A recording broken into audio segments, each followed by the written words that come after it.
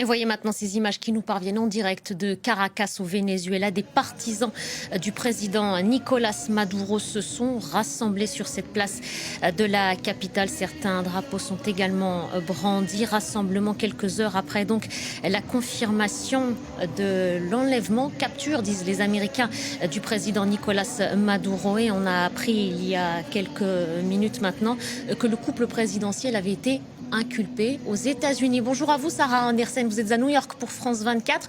On apprend donc que Nicolás Maduro et son épouse, Cilia Flores, feront l'objet de poursuites judiciaires après une mise en accusation à New York.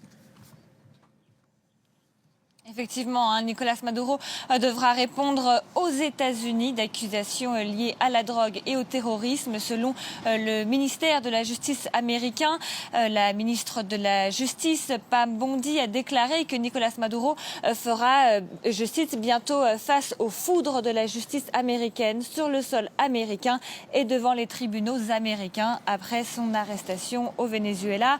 La procureure générale rappelle que le président vénézuélien et sa femme ont été inculpés en 2020 à New York, notamment pour narcoterrorisme et trafic de drogue.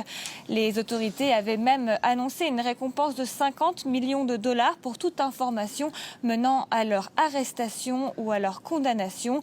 Pam Bondi a donc aujourd'hui remercié Donald Trump et l'armée américaine qui, selon elle, ont mené l'incroyable mission visant à capturer ces présumés narcotrafiquants internationaux. On devrait en apprendre davantage un peu plus tard dans la journée. Donald Trump a déclaré qu'il s'exprimerait lors d'une conférence de presse à 11h heure locale à Palm Beach, sa résidence privée en Floride.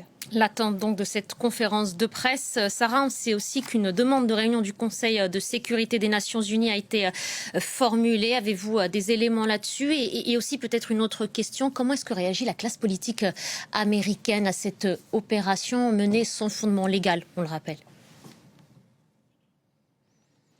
Effectivement, certains pays ont demandé que le Conseil de sécurité se réunisse en urgence, donc aux Nations Unies ici à New York.